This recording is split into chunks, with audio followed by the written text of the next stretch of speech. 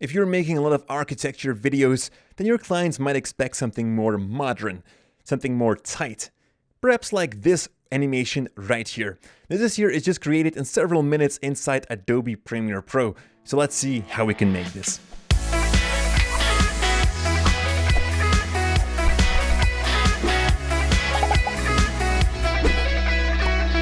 What's up guys, Jordy here for Cinecom.net and welcome to the most creative channel here on YouTube where it's all about Premiere Pro and making cool videos with basic film equipment.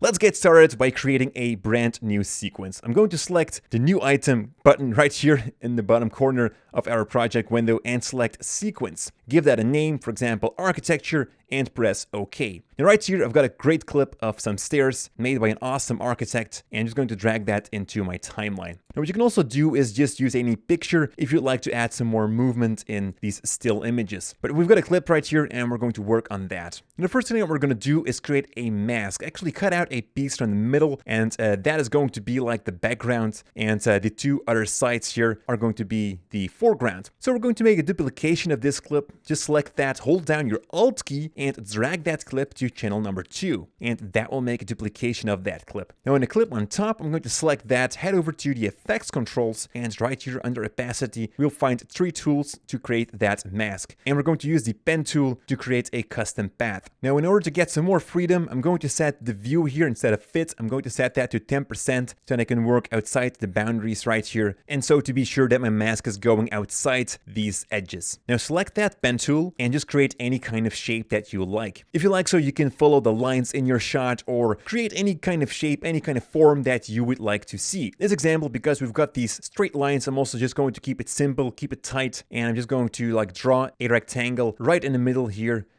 Make that a bit crooked, like so. And when I'm going to disable the layer below, we can actually see the mask that we've created. Now we have selected the middle, and that's not really what we want. We only want the outsides to be visible. So in the mask options here, you can see inverted. And if you check that box, you will see that the mask will be inverted, as the name says, and now we can only see the outsides. So let's set this back on fit, and I'm going to enable that layer below. And just by doing this, we don't see anything now because you've got 2 of the exact same clips on top of each other. But if we select one on top and just increase any of the motion properties like the scale or the position, you'll see that we can create some kind of a parallax effect by doing so. And this is pretty cool when we're going to play this clip, as you can see. Now it gets even more awesome if we're going to animate these properties as well. So for example, in the beginning of this clip, let's just say that it sits here at 100% scale.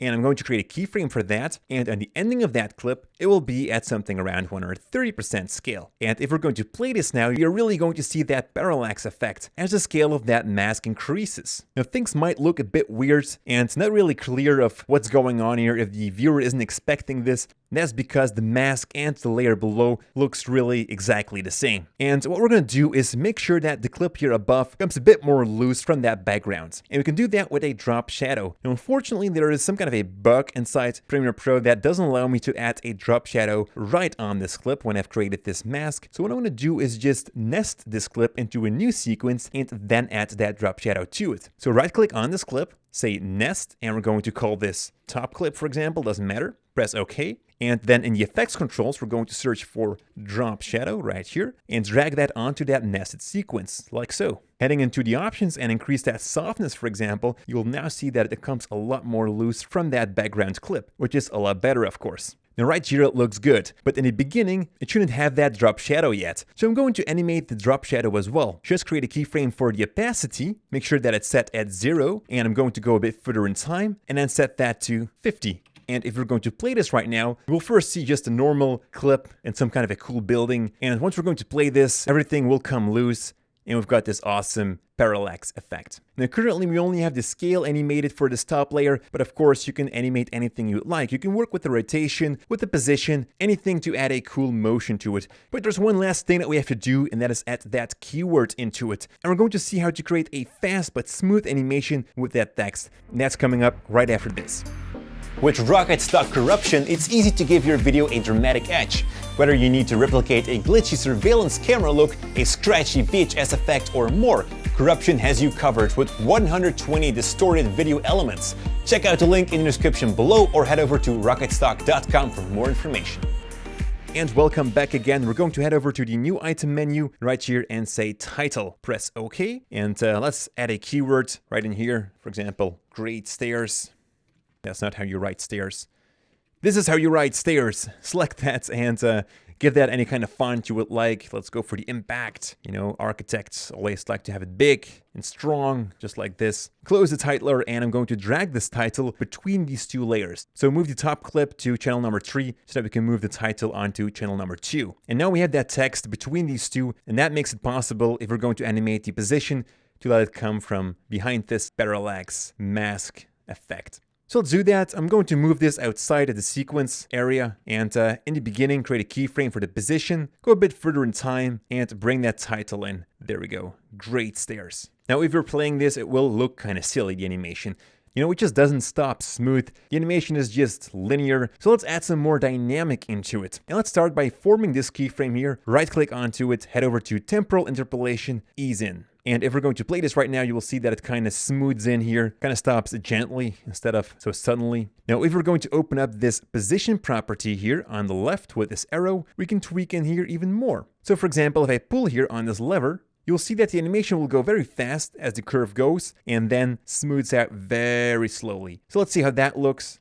Now, this is a cool animation. It comes in pretty fast and then smooths out very, very slowly. Now, we don't want the animation to stop right here. We want it to keep on going, but like very slowly. So we're going to tweak this even more. I'm going to push this keyframe right here all the way to the right, and I'm going to pull this lever even more. And we're going to pull the lever on the first keyframe as well. Push that more to the inside. And right away you can see what it does. It will make sure that everything comes in pretty fast in the beginning, and then it goes very slowly for a longer time period. So if I'm going to play this again, you will see that it comes in and then smooths out very easy. It's gonna make that a bit smaller here. Now this right here is a cool animation.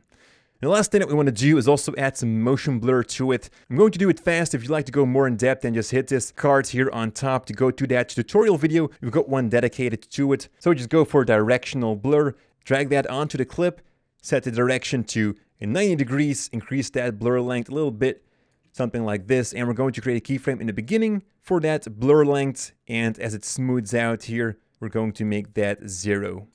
Let's have a look at it. Looking pretty good. Perhaps move this keyframe here a bit more to the right.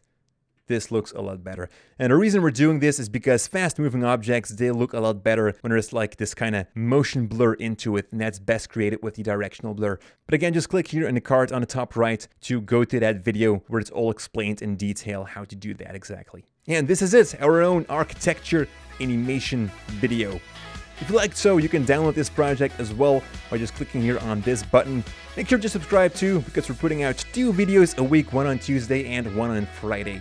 Thank you so much for watching, and as always, stay creative.